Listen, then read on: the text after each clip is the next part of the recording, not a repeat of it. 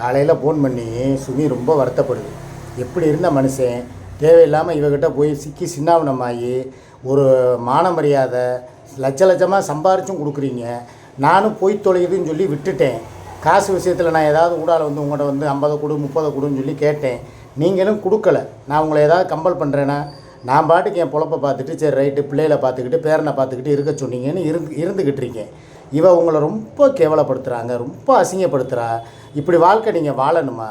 இன்றைக்கி இதெல்லாம் வந்து வலைதளத்தில் பதிவாகிக்கிட்டு இருக்குது. நாளைக்கு உங்கள் பேரன் தலையெடுத்து கொஞ்சம் பெரிய பையில ஆனதுக்கப்புறம் அந்த வீடியோக்களெல்லாம் அவன் பார்த்தான்னா அவன் மனசு என்ன கஷ்டப்படும்? நம்ம லாலா வந்து இப்படி எதுக்கு இந்த பொம்பளைகிட்ட போய்கிட்டு இந்த கருப்பிக்கிட்ட போய் இவ்வளோ அவமானப்பட்டு அசிங்கப்பட்டு எதுக்கு இவர் வாழ்ந்தார் அப்படின்னு சொல்லி அவன் உங்களை வந்து ஒரு கேவலமாக நினைக்க மாட்டானா? பெத்த பிள்ளையே உங்களை சொல்லி சொல்லி பார்த்தானுங்க, நீங்களும் கேட்டபாடாக இல்லை. இப்போ நான் நேற்று நடந்த விஷயத்தை வச்சே உங்களுக்கு சொல்கிறேன். நேற்று நைட்டு கரண்ட்டு போனது உங்கள் எல்லாருக்குமே தெரியும். யதார்த்தமாக வந்து ஏதோ மோட்ரு வந்து இப்போ போடும்போது ஏசி ஓடிக்கிட்டு இருக்கும்போது மோட்ரு திடீர்னு நைட்டு வந்து தண்ணி தீரலாம். ஏன்னா ஒரு காம்பவுண்டுக்குள்ளே இருக்கிறோம், 5 வீடு இருக்குது. அதில் நாங்கள் அது ஒரு வீட்டில் இருக்கிறோம். ஒரு திடீர்னு வந்து இது மாதிரி ஏற்கனவே சம்பவங்கள் நடந்திருக்கு. ஏசி ஓடிக்கிட்டு இருக்கும்போது காலையில் 6 மணிக்கு நானே போய் மோட்ரு போட்டிருக்கேன். கீழே ஏசியும் ஓடி வாஷிங் மிஷினும் ஓடி யாராவது தண்ணி தீர்ந்து வச்சுன்னு சொல்லி ஆன் பண்ணாங்கன்னா டக்குன்னு என்ன ஆகும், இதாயிரும். அந்த பீஸ் கட்டை வந்து இதாகிக்கிறோம், அந்த வயர் அந்துடும், உள்ளுக்குள்ளது இதாகி போய் பீஸ் போயிடும். இதை மாதிரி தான் நான் நேற்று யதார்த்தமாக அவங்க நைட்டு கேட்டேன். உங்கள் எல்லாருக்குமே தெரியும் நான் ஏன் லைவை கட் பண்ணிட்டு போனேங்கிறதுக்கு உண்டான விளக்கத்தை தான் நான் சொல்லிக்கிட்டு இருக்கேன். இதில் என்ன குத்தம் இருக்குது? தொட்டதுக்கெல்லாம் கத்துறது, தொட்டதுக்கெல்லாம் வந்து என்னை வந்து கேவலப்படுத்துறது, என்னை லைவ்லேயே உட்காந்துக்கிட்டு போடா வாடா அவனே இவனே புட்டக்கண்ணாங்கிறது. இது போக வந்து என் குடும்பம், என் சம்மந்தக்காரம்மா, என் சொந்த பந்தம் எல்லா பேருமே வீடியோ பார்க்குறாங்க. இது வந்து சூர்யாவுக்கு வந்து நான் வந்து ஒரு என்ன சொல்கிறதுன்னு எனக்கு தெரியல. எச்சரிக்கையாக தான் சொல்கிறேன் பலபடி. ஆனாலும் கடைசியில் நீங்கள் சொன்ன மாதிரி ரோசம் கெட்டு போய் மானம் கெட்டு போய் அந்த 3 வேளை சோத்துக்காக அவகிட்ட வந்து நான் கவுந்துடுறேன்.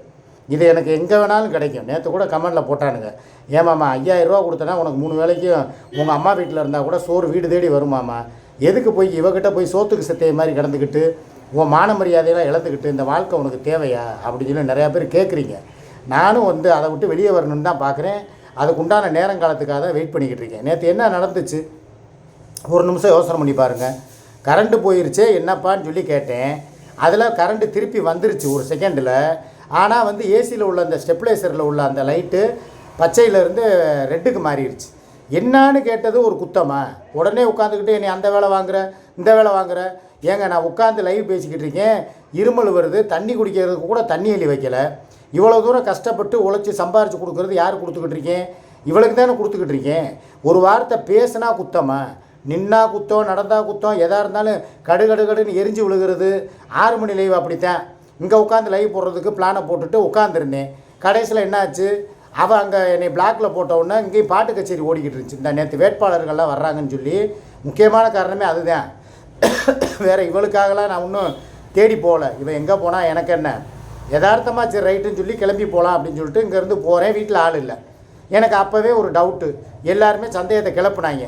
கரெக்டாக பார்த்தா மசாலாவாளியோடு வந்து தப்பிச்சிட்டான்.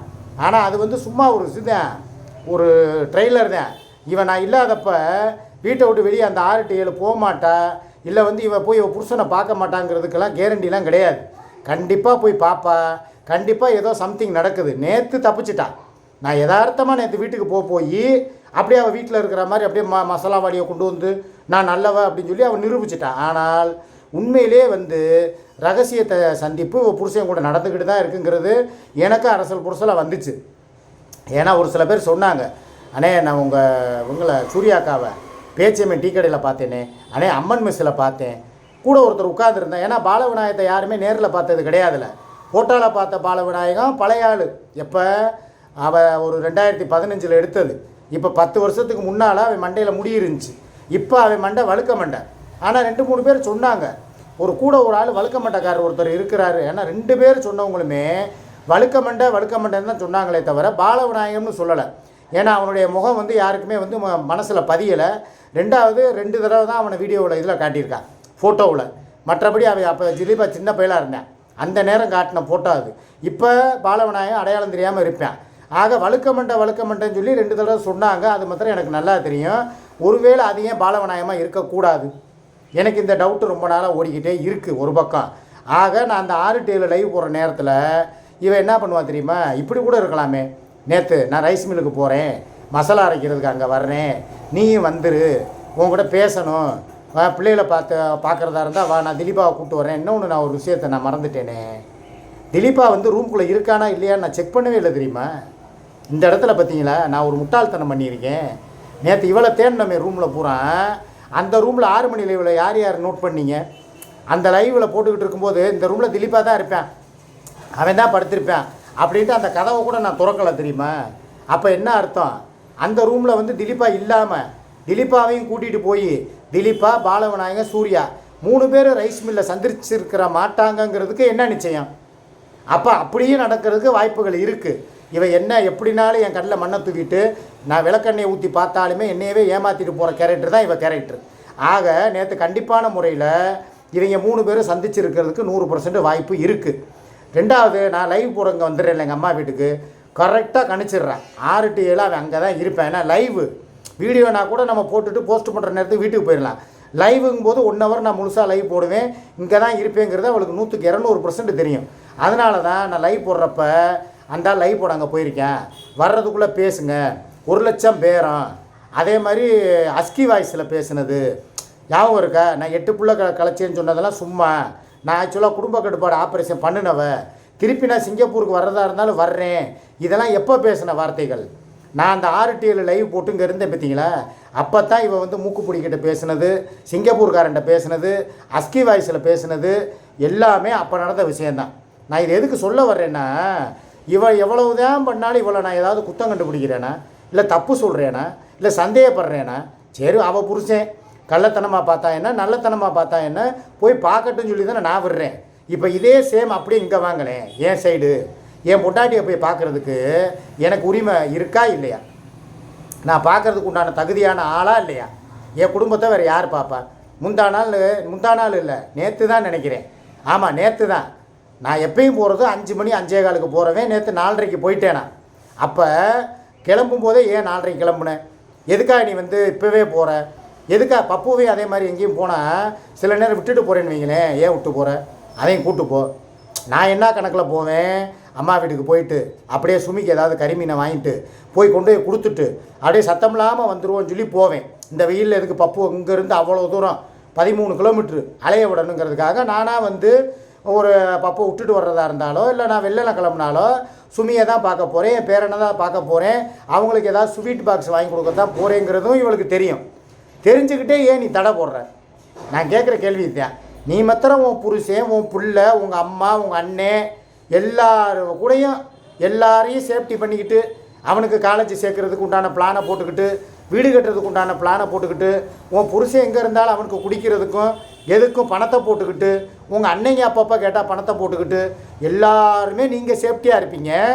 ஆனால் நான் மாத்திரம் என் குடும்பத்துக்கு ஏதாவது ஒன்று செய்யணும்னா ஏன் பேடிஎம் ஏடிஎம் எல்லாத்தையும் செக்கப் பண்ணி இதை எதுக்கு இதுக்கு செலவு பண்ணேன், அதை ஏன் செலவு பண்ணேன், இந்த காசு ஏன் இப்படி போச்சு, உன் மகனுக்கு எதுக்கு வாரத்துக்கு பணம் போடுறேன். ஏங்க ஒரு பெத்த பிள்ளைக்கு நேற்று கூட செயின் அந்து போச்சு அப்படின்னா ஒரு 500 ரூபா கொடுங்க அத்தா, நான் அந்த செயினை போய் பற்ற வச்சு போட்டுக்கிறேன். ஏன்னா திடீர்னு என்ன இன்றைக்கி நகை விற்கிற விலையில் கீழே விழுந்துச்சுன்னா அது ஆண்டை முன்னே காப்பாற்றப்பட்டிருக்கு. அவங்க கழுத்தில் போட்டிருக்க செயின் 1.5 பவுன் செயின் இன்றைக்கி எவ்வளவு 2 லட்சம் ரூபா. அந்து வச்சுட்டா ஒரு கொக்கி மாட்டணும், எனக்கு ஒரு காசு போடுங்க தாண்டேன். நான் 500 ரூபா போட்டுக்கிட்டேன். அதுக்கு உட்காந்துக்கிட்டு எதுக்கு எனக்கு 500 ரூபா எதுக்கு போட்டேன், வாரம் இப்போ தானே போய் வந்து கறி வாங்கி கொடுத்த, மீன் வாங்கி கொடுத்த, நண்டு வாங்கி கொடுத்த, சுண்டு வாங்கி கொடுத்த, இறால் வாங்கி கொடுத்தேன்னா என் பிள்ளைக்கு நான் 500 ரூபா கொடுக்குறதுக்கும் உனக்கு கணக்கு சொல்லணும்னா அப்படி உன் கூட நான் வாழ்க்கை நடத்த வேண்டிய அவசியம் மயிரே எனக்கு கிடையாதுங்கிறேன். நான் என் குடும்பத்தை தேடி நான் போகிறதுக்கு அதுக்கு விட மாட்டேங்கிறேன். சரி இங்கே இருக்கிற இடத்துல இருந்துக்கிட்டு அவங்களுக்கு செலவுக்கு காசு போட்டால் அதுக்கு விட மாட்டேங்கிறேன். ஒரு கறிமீன் வாங்கி கொடுத்தா நான் ஏதோ ஒரு பொய்யை சொல்லி உப்பு கண்டம் போட்டு சாப்பிட்டுக்கிறேன். நம்ம தான் டெய்லி போக முடியறது இல்லையே, ஏதோ அதை வந்து கொஞ்சம் மிளகு சீரகம் போட்டு வறுத்து கொஞ்சம் காய போட்டு கொஞ்சம் கொஞ்சமாக சாப்பிட்டுக்குருவாங்க. ஏதோ பழைய சோத்துக்குனாலும் தொட்டுக்குருவாங்க. இந்த அன்னைக்கு கூட என் பேரனை வச்சு ஒரு வீடியோ போட்டேன், பழைய சோறு உப்பு கண்டம், சாம்பார் வச்சா உப்பு கண்டம், ரசம் வச்சா உப்பு கண்டம், ஏதோ ஒன்று ஒரு கவிச்சிக்கு ஒரு 2 தின்னுட்டு அவன் நல்லா இருந்துட்டு போகிறா. இவன் என்னன்னு எப்படி தெரியுமா, இவன் மாத்திரம் நல்லா கறி மீன் எல்லாம் தின்னு நல்லா சுவீட்டு எல்லாம் வாங்கி தின்னு ஆள் நல்லா பண்டிக்குட்டி மாதிரி இருக்கணும். ஆனால் ஏன் பொண்டாட்டி ஒல்லியாக எலும்புந்தோளுமாக போகணும். இப்போ கறி வாங்கி கொடுத்தேன்ல, அவள் கொஞ்சம் ஆள் பார்க்குறதுக்கு பூசுனாப்பில் இருக்கிறான். நிறைய பேர் சொல்லிட்டாங்க கமெண்ட்லேயே, சுமியத்தை பார்க்குறதுக்கு இப்போ நல்லா முந்தி மாதிரி இல்லை மாமா, நல்லா புழுப்பமாக இருக்காங்க, ஆளே நல்லா புசு புசுன்னு முழுன்னு நல்லா கொழு பொம்மை மாதிரி இருக்காங்க மாமா, பார்க்குறதுக்கு அந்த பாபி பொம்மை மாதிரி இருக்காங்க அப்படின்னு சொல்லி எல்லாம் சொல்கிறாங்க. நானே கண்ணு வச்சுட்டேன் மாமா, கோச்சுக்கிறாத மாமா அப்படின்னு நேற்று கூட கமெண்ட் போட்டாங்க. இது இவளுக்கு பிடிக்கலை, எரியுது பொசு பொசுன்னு. என்னடா இவன் பொண்டாட்டியை வந்து அப்படியே சீக்கு வந்த ஆள் மாதிரியே ஈர்க்குச்சி மாதிரியே வச்சுருப்பேன்னு நினச்சோம். கடைசியில் பார்த்தா கறியை வாங்கி கொடுத்து தெரியாமல் வாங்கி கொடுத்து அவளை நல்லா புஷ்டி பண்ணி வச்சுருக்கானே. என்ன தான் நம்ம சுகையில் பூச்சிக்குட்டி அவனை லவ் பண்ணுறான், அவுத்து காட்டினவன் திறந்து காட்டினவன்னு சொன்னாலுமே குடும்பத்து மேலே உள்ள பாசத்தை விடாமல் இன்னமும் பொண்டாட்டின்னு சொல்லி அவளை தேத்துறதுலையும் அவளை அப்படியே மெழுகு சிலையாட்டம் அழகு பதுமையாட்டம் வச்சுருக்கானே அப்படிங்கிற பொறாமை அவளுக்கு. நான் என்ன சொல்கிறேன், கருப்பாக இருந்தாலும் கலையானவ தான். ஏன் உன்னை விட்டு போகிறதா இருந்தால் உன்னைய விட அழகி தான் என் பொண்டாட்டி. அவள் இருக்கிற கலருக்கும் அவளுக்கு இருக்கிற அந்த நிறத்துக்கும் நான் அவளுக்கு அடிமையாக தான் கிடக்கணும். ஏன்னா அவளுக்கு அப்புறம் தான் நீ. ஏன்னா உண்மையிலே சொல்கிறேன், அப்போ அவள் அந்த ஜீன்ஸ் படத்தில் வர ஐஸ்வர்யா ராய் மாதிரியே இருப்பாள். யார்? சுமி. அவள் அந்த பழுப்பு நிற கண்களுக்கும் அவள் அந்த வெள்ளை தோலுக்கும் அவளுடைய அந்த இடைய அழகுக்கும் சௌகார ஜானகி கூட இந்த ஒரு பாட்டு போட்டா பார்த்தீங்களா, அந்த நீல நதி கரைவோரம் நான் நின்றிருந்தேன் நந்தி நேரம், அந்த பாட்டை பார்த்தீங்களா? அதில் எப்படி இருப்பா சுமி? அப்படியே இப்படி வரும் சேப்பு, இப்படி வரும். அந்த அளவுக்கு ஒரு அழகு பதுமாவை. அதை விட்டுட்டு நான் உன் கூட இருக்கேன்னா என்ன காரணம்? உங்ககிட்ட உள்ள அழகுக்காகவும் உங்ககிட்ட உள்ள கவர்ச்சிக்காகமா இருக்கேன். உன்னைய விட 1000 மடங்கு என் முண்டாட்டி கவர்ச்சி காட்டுவா. அதெல்லாம் தாண்டி உன் கூட இருக்கேன்னா ஒரு நல்ல அபிப்பிராயம், சரி ரைட்டு நம்மளை நம்பி வந்தவங்கிறதுக்காக தானே தவிர மற்றபடி உனக்கு பயந்துக்கிட்டோ நீ போடுற அந்த 3 வேளை சோத்துக்கு செத்துக்கிட்டோ நான் கிடையாது. நான் அப்படி பார்த்தா நான் சோத்துக்கு செத்தவனோ காமத்துக்கோ இல்லை சல்லாபம் உல்லாசத்துக்கு அலைஞ்சவனோ நான் கிடையாது. எல்லாத்தையுமே நான் ஏற்கனவே ஆல்ரெடி என் பொண்டாட்டிக்கிட்ட பார்த்துட்டு தான் இங்கே வந்திருக்கேன். பார்க்காம நாங்கள் 3 பிள்ளை பெற்றிருக்கோம். அந்தளவுக்கு நான் என் பொண்டாட்டி மேலே உசுராக இருக்கேங்கிறது தெரியும். ஏதோ காலத்தின் கட்டாயம் உன்னைய கை பிடிச்சேன், ஏதோ இந்த இப்போ உட்காந்துக்கிட்டு உங்கள்கிட்ட கெட்ட வார்த்தைகளும் ஏச்சுக்களும் பேச்சுக்களும் வாங்கிக்கிட்டு இருக்கேன். இது ரொம்ப நாளைக்கு நிலைக்காது. இப்படியே நீ தினம் உட்காந்துக்கிட்டு எண்ணெயை கழுவி ஊற்றி என் பொண்டாட்டியை கழுவி ஊற்றி என் பிள்ளை குட்டிகள்லாம் கழுவி ஊற்றிக்கிட்டு தெரிஞ்சேன்னா காலகாலத்தில் உன்னையை விட்டு நான் வெளியேற போகிறனால விரைவில் வந்துடும். நான் சொல்லிக்கிட்டே இருப்பேன், நீ என்னை பிளாக்மெயில் பண்ணாலும் சரி தான், நீ என்னை எவ்வளோ தான் நீ அடிமைத்தனம் படுத்தினாலும் சரி தான், நான் பாட்டுக்கு துணிமணி கூட வேணான்ட்டு கிளம்பி போய்கிட்டே இருப்பேன். எனக்கு என் குடும்பம் தான் முக்கியம். இப்போ கூட கிளம்பிட்டேன் நான். இப்போ காலையிலேங்க இன்னொன்று கேளுங்க, இந்த மசாலா வியாபாரம் வந்து எதுக்காக நான் வேணாங்கிறேன்னா 2 ஆப்ஷன் தான். இதை மட்டும் நல்லா கேட்டுக்கோங்க. மசாலா வியாபாரத்துக்கு நாள் பொடி வேணும் அது வேணும்னு சொல்லி எல்லாம் கேட்டு போட்டாங்க, ரைட்டு ஓகே. இப்போ என்ன பண்ணுறாங்க தெரியுமா? வாட்ஸ்அப்பில் வந்து மாமா அப்படிங்கிறாங்க. என்னடா அப்படின்னா மசாலா வேணும் அப்படின்னா எவ்வளோ வேணும் அப்படின்னு ஒருத்தனுக்கு கேட்டேன். ஒரு 1/2 கிலோ வேணும்டா. சரிம்மா மாப்பிள்ள தர்றேன் மாப்பிள்ள அப்படின்னா என்னென்ன வகை மசாலா இருக்குது அப்படின்னா, என்ன வகை? ஒரே வகை தான், கறி குழம்புக்கு போடுற மசாலா அப்படிங்கிறேன். இல்லை மாமா எனக்கு மன்மத மசாலா வேணும் அப்படிங்கிறேன்.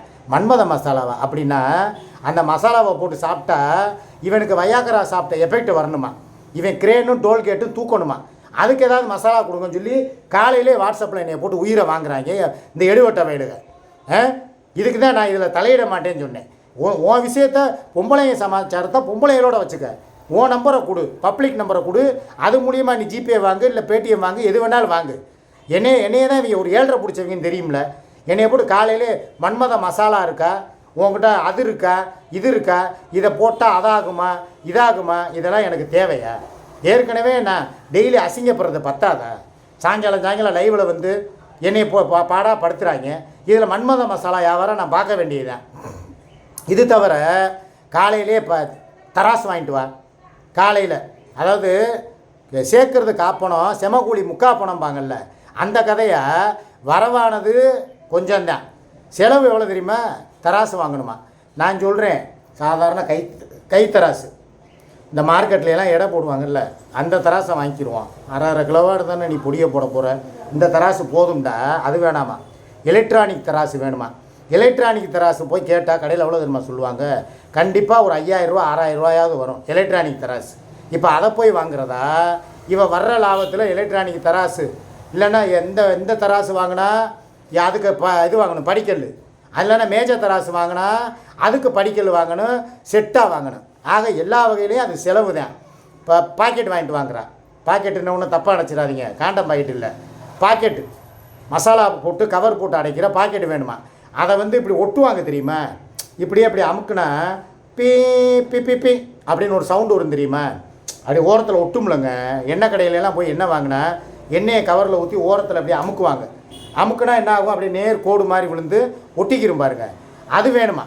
அந்த மிஷினு, எலக்ட்ரானிக் தராசு, அதுபோக பாக்கெட்டு போடுற கவரு, இது போக கொரியருக்கு நான் தான் போகணும்.